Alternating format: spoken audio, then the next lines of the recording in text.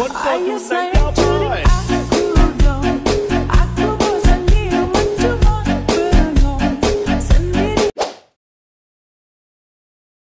What's up mga idols? Good day sa lahat. Ngayon nga pala magpapalit kami ng caliper dito sa unit ng kapatid ko. Ito yung ipapalit namin. M3K50 4-pot caliper. Brembo. Kasama na ding Magic Boy na bracket. Matagal na pala itong nabili mga idol. Nakatambak lang dito sa amin. Dati hindi siya maisalpak sa motor ng kapatid ko. Kasi naka Racing Boy siya na mags. Malaki ang spoke ng Racing Boy. Kaya tumatama ang caliper doon sa spoke. Ngayon bumili siya ng isang second hand na NK mags pang front. Hindi ako sure kung pang anong motor to. Medyo maliit kasi yung spoke niya. Pero saktong-sakto naman yung disc ng sniper. Kaya ngayon, pwede na nating maikabit yung caliper na bago. Pero bago yan, shoutout nga pala sa mga idol natin dyan, solid followers at supporters. Mabuhay kayo hanggat gusto nyo.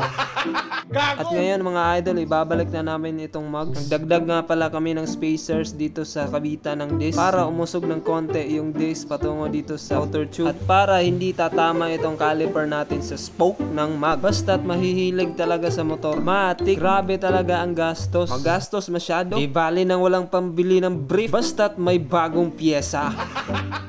Yun nga pala mga idol, meron din tayong ibang pyesa na ikakabit. Ito yun, RCS 19 Brembo, brake master at clutch lever. Pero hindi pa namin ikakabit yan ngayon. Abangan nyo na lang sa mga next videos namin. At yun na nga, habang tinatry naming paikutin itong mags, yung caliper natin ay sumasayad sa spoke. Ito na nga, ito na yung sinasabi ko. Sumasayad nga ang caliper sa spoke ng mags. Ito ay malaking problema kung hindi natin ginagamit ang ating utak. At dahil madiskarte tayo at very smart person tayo, madaling-madali lang yan. Hindi na problema yan. Ang the best na gagawin dito mga idols, pag sumasayad yung caliper natin sa mags, nagdagdag lang kami ng washer dito sa kabitan ng bracket para umusog konti itong caliper natin at hindi na siya tatama sa ating spoke. At yun na nga mga idol, ginabihan na kami. Finally, all goods na siya. Gumagana na ang caliper. Sheesh! Grabe, sobrang ganda. Napakasarap sa mata. Pero nakakabutas naman ang bulsa.